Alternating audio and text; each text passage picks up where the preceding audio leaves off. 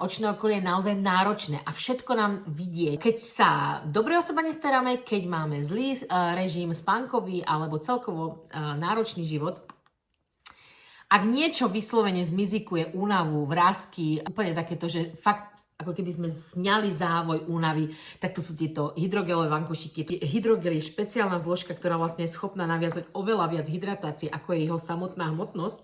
Je to takto pribalená tam lyžička, takéto veko, aby sa to tam udržala tá tekutina, pretože ten hydrogel, to sú vlastne takéto krásne perleťové rúžové polmesiačiky, ktoré hlavne sú napustené absolútne fenomenálnou látkou. Tá látka, tá tekutinka obsahuje 49 zložiek.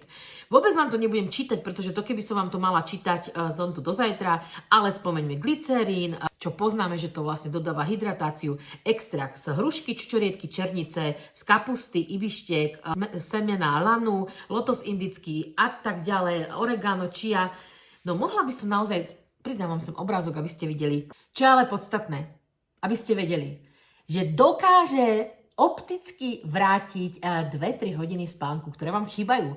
Najviac to využívajú mamičky alebo ľudia, ktorí naozaj po nociach pracujú. Sú to takéto priesvitné, polopriesvitné a pozrite sa, takýto hydrogel, určite to poznáte, takto to lyžičkou naberiete. Dokonca, keď máte príliš presušené očné okolie, môžete si to aj v práci dať, inak sa to dáva ráno, každé 2-3 dní, nemusíte to dávať každý deň, každé 2-3 dní pod oči. A viem, že to ženy dávajú aj, keď potrebujú rýchlu vzpruhu, na nosoperovú rýhu, kdekoľvek, kde by sa vám urobila nejaký zápal, pretože tým, že to má protizápalové aj účinky, hydratačné, chladivé, upokojujúce, tak to funguje úplne že na všetko. Takže zoberiete si takto lyžičkou, dajte si to pod očká, na jednu, na druhú stranu, necháte 20 minút pôsobiť, môžete spojiť s maskou, že na zvyšok si nanesiete inú masku, ráno teda sa to dáva a potom to len dáte dolu, nemusíte oplachovať, ak nemáte teda masku, môžete len takto ten hydrogel masírovať do pleti, dať očný krém a pokračujete ďalej. Tieto hydrogelové vankušiky hneď po uvedení boli niekoľkokrát celosvetovo vypredané.